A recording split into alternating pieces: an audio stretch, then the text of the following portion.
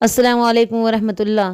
آج میں آپ کے سامنے موسیٰ علیہ السلام کے قصے کی دوسری کڑی بیان کروں گی۔ پہلی کڑی کے اندر میں نے موسیٰ علیہ السلام کی پیدائش اور فرعون کے محل میں پرورش کا واقعہ پیش کیا ہے۔ اب میں کس طرح موسیٰ علیہ السلام نے فرعون کے محل میں پرورش پائی اور پھر ان کے ہاتھ سے قبطی کا قتل ہوا اور اسی جرم میں انہوں نے مدین کی طرف ہجرت کی، انشاءاللہ مکمل آپ کے سامنے پیش کروں گی۔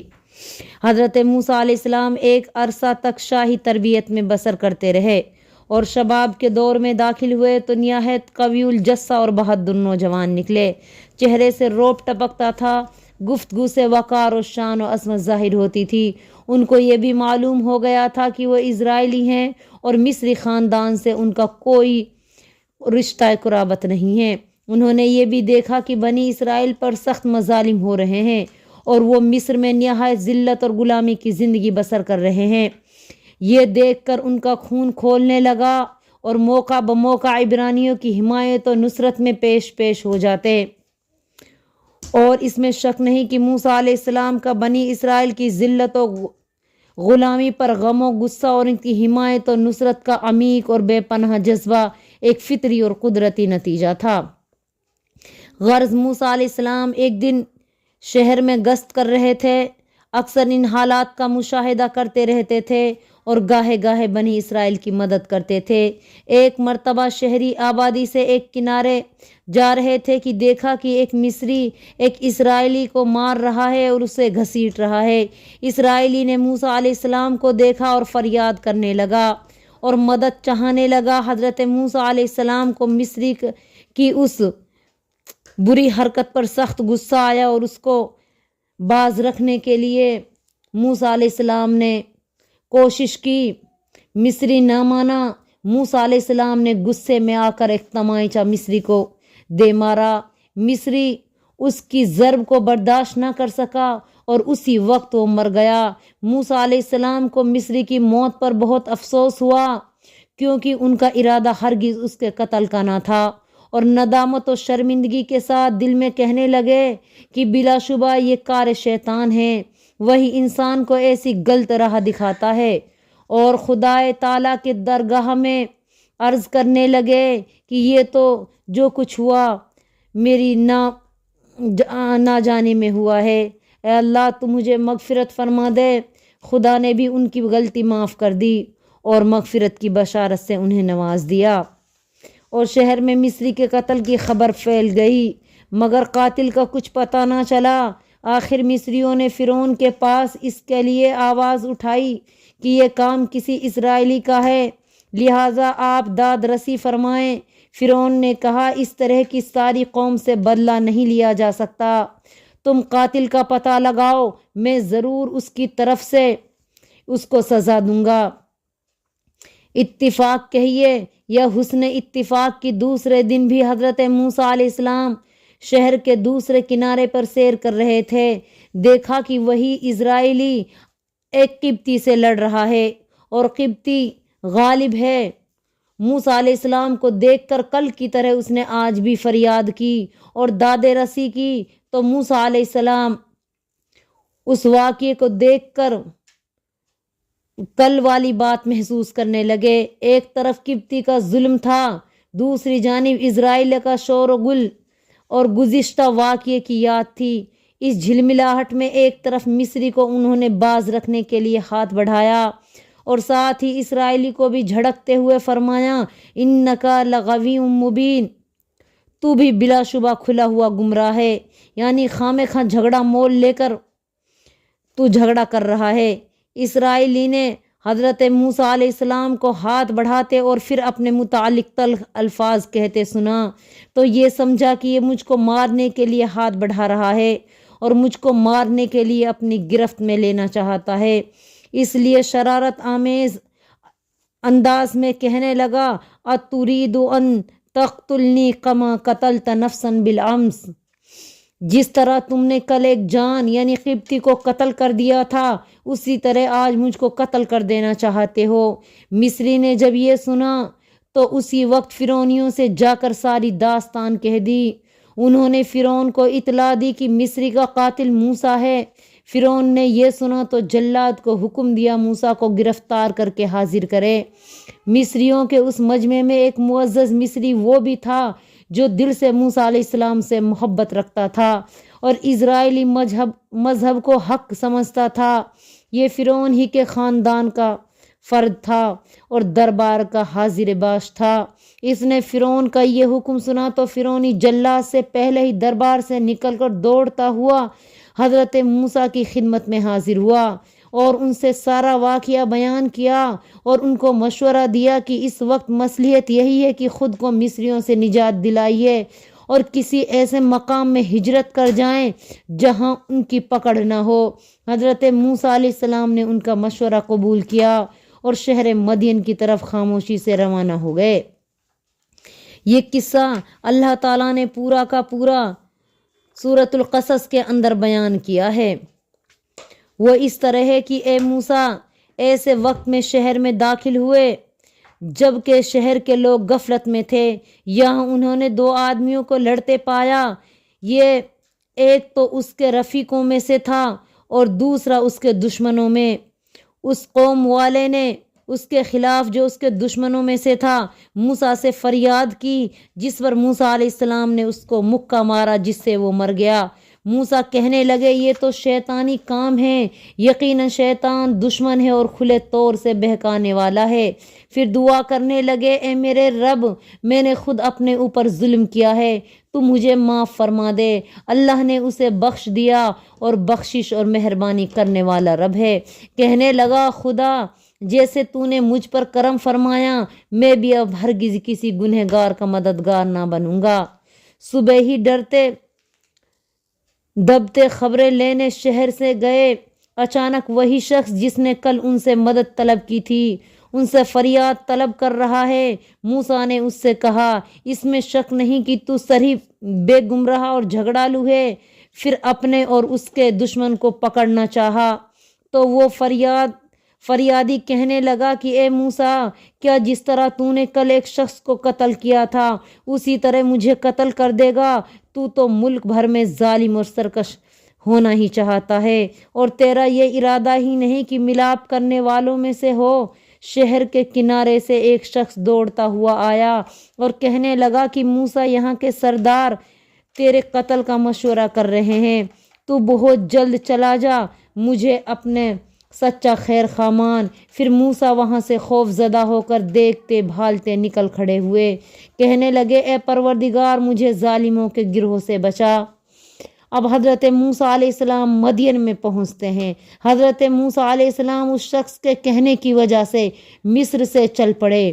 ان کے ساتھ نہ کوئی رفیق سفر تھا نہ راستے کا خرچ تھا، یہاں تیزی سے ننگے پاؤں چلتے رہے، پاؤں میں چھالے پڑ گئے اور زیادہ راہ نہ ہونے کی وجہ سے درختوں کے پتے کھاتے اور زرد رنگ ہو گئے۔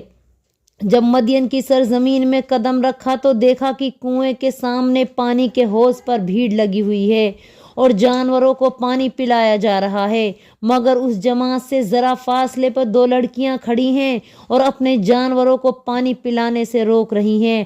حضرت موسیٰ علیہ السلام نے 2 لڑکیوں سے دریافت کیا کہ تم اپنے جانوروں کو اس پانی سے کیوں روک رہی ہو؟ انہوں نے جواب دیا ہم تو پانی نکال نہیں سکتے، جب یہ جانوروں کو پانی پلا کر چلے جائیں گے تو بچا کچا پانی ہم اپنی بکریوں کو پلائیں گے۔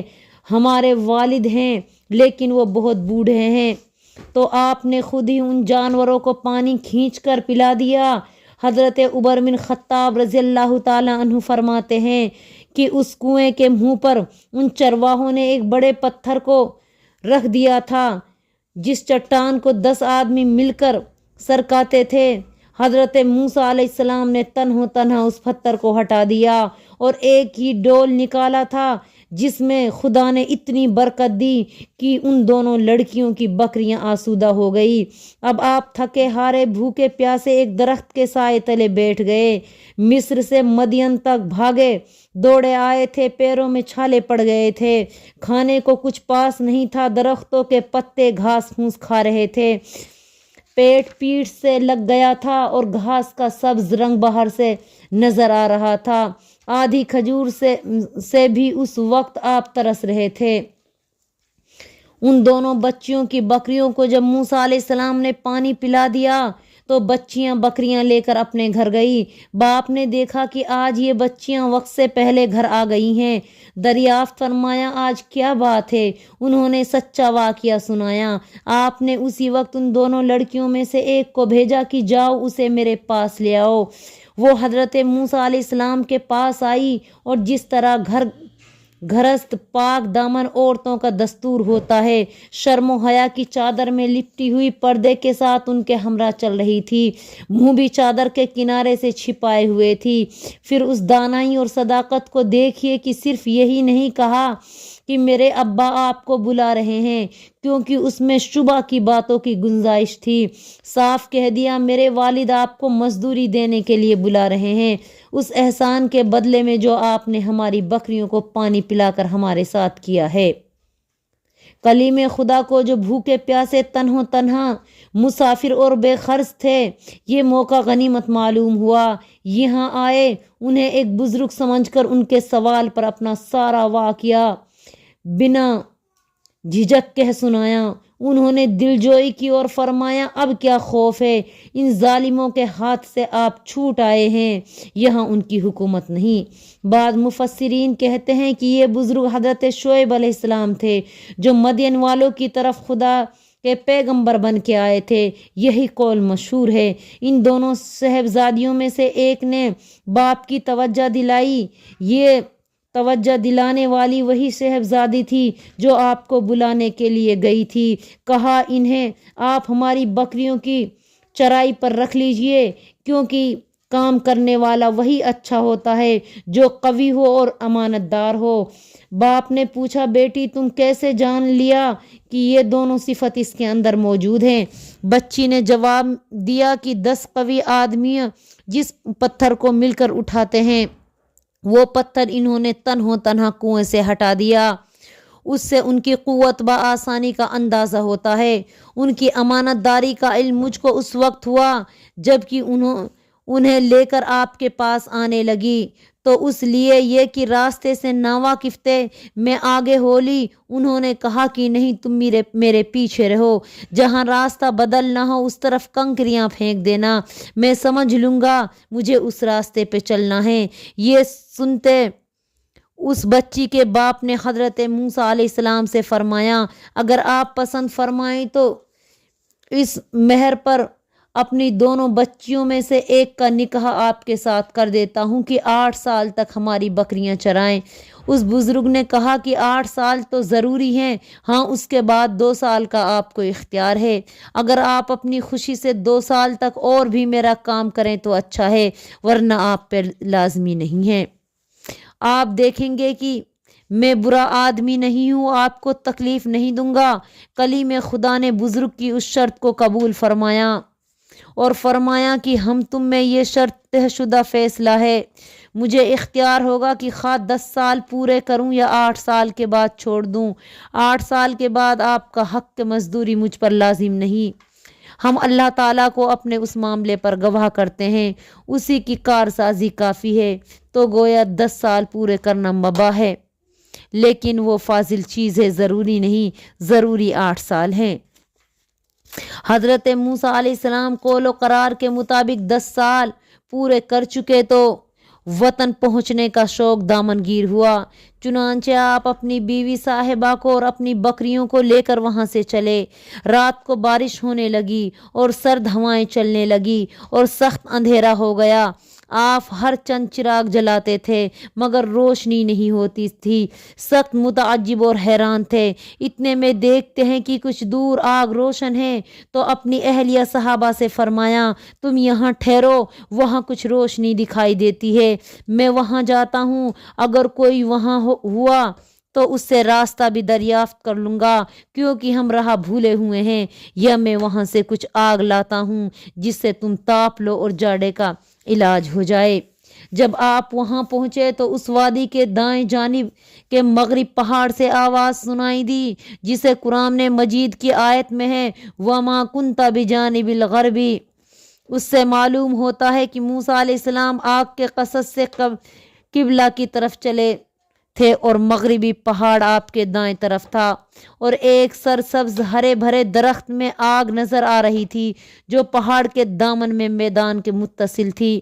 یہ وہاں جا کر اس حالت کو دیکھ کر ہکا بکا رہ گئے کہ ہرے اور سبز درخت میں سے آگ کے شعلے نکلتے ہوئے دکھائی دے رہے تھے، لیکن آگ کسی چیز میں جلتی ہوئی دکھائی نہیں دیتی تھی۔